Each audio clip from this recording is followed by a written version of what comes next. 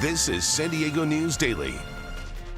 I'm Monica Dean. Let's get right into your top local stories. In the North County, a child was hospitalized after a truck crashed right into this gelato shop right here in Encinitas yesterday evening, trapping that child who was inside.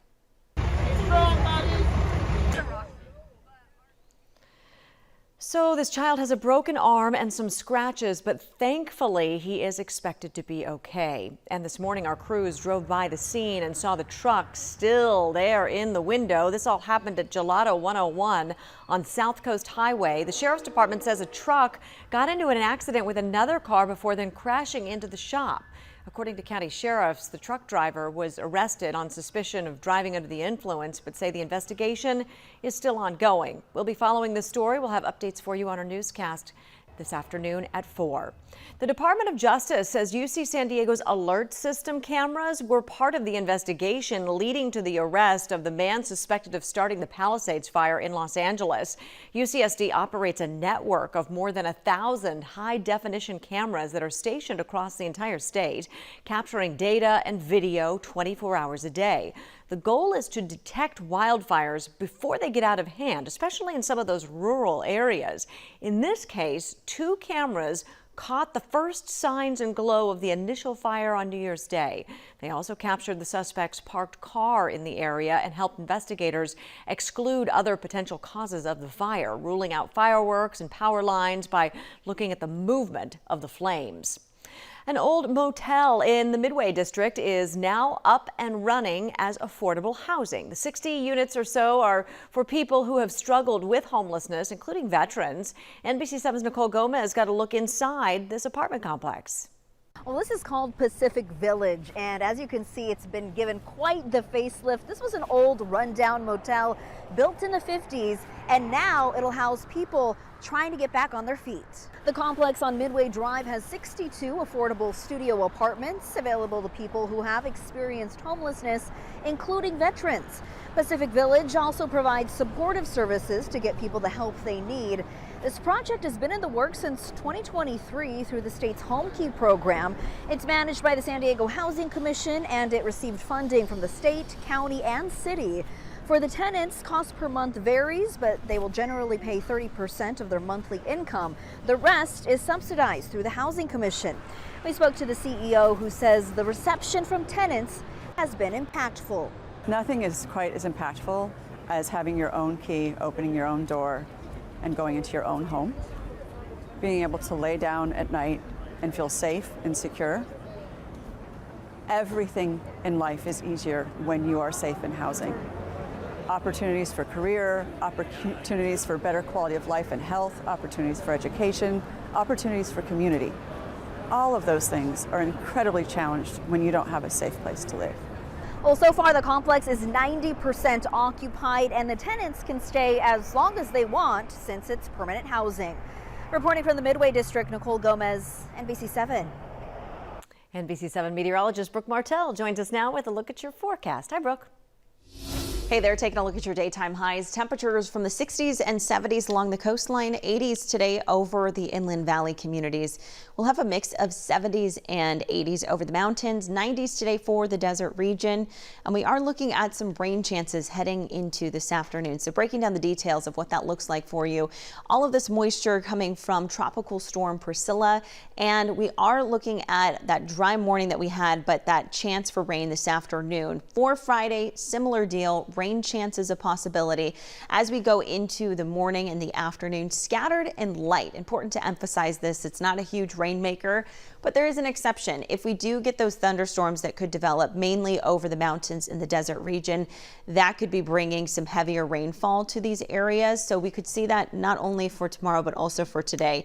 And as we get into Saturday, some of the remnants from the system could continue earlier on in the morning before we look ahead to a dry afternoon. All right, thank you. Frustration is growing in some San Diego communities as we learn just how much money the state's daylighting law has raked in for the city of San Diego. And he's the man who created the Jerry Curl and empowered Black San Diegans, the honor he is receiving in the neighborhood he uplifted for decades. That story's coming up. Stay with us. It's not just a donation. It's a warm blanket, It's a bottle of clean water. It's a roof and a bed. It's knowing someone cares. It's feeling safe. It's a today that's better than yesterday. Every dollar you can spare helps so much more than you can imagine.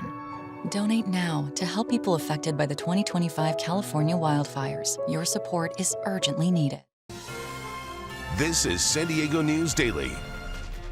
I'm Monica Dean. Welcome back. California's daylighting law took effect at the beginning of the year, and now we're getting a look at just how many tickets have been issued.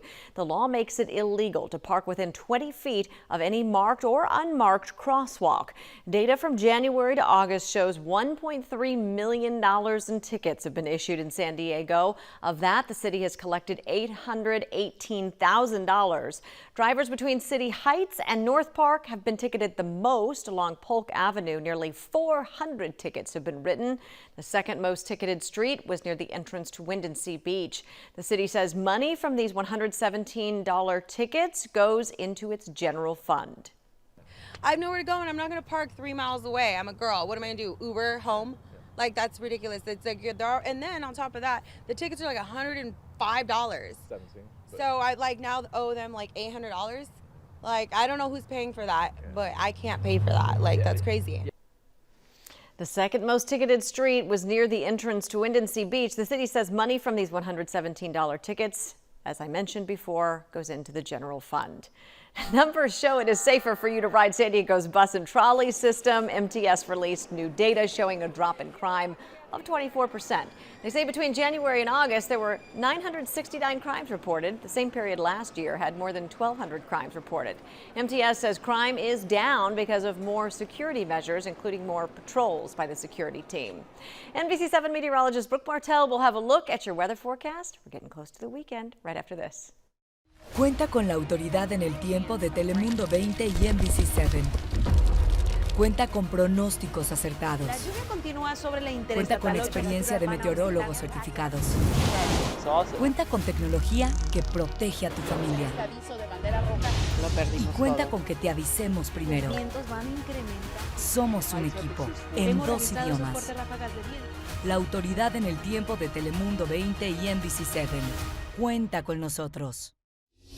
Here's a look at that rainfall potential. I mentioned that we are looking at this to be a lighter system, but if those thunderstorms do develop, that could mean heavier rainfall. So even for the coast and the valleys, up to about 1/4 of an inch of rain. Meantime, for the mountains, we're talking 1/10 of an inch of rain on average, but again, with heavier rainfall from the thunderstorms, could be up to an inch, up to about 3/4 of an inch for the desert region. Let's take a look at that 10-day forecast, what you can expect as we get into the next couple of days, warming up a little bit more on Friday, and that will go for the coast, for the valleys. It might even feel a bit more muggy. So just keep that in mind, increased humidity, because this is a tropical system influencing our local weather pattern.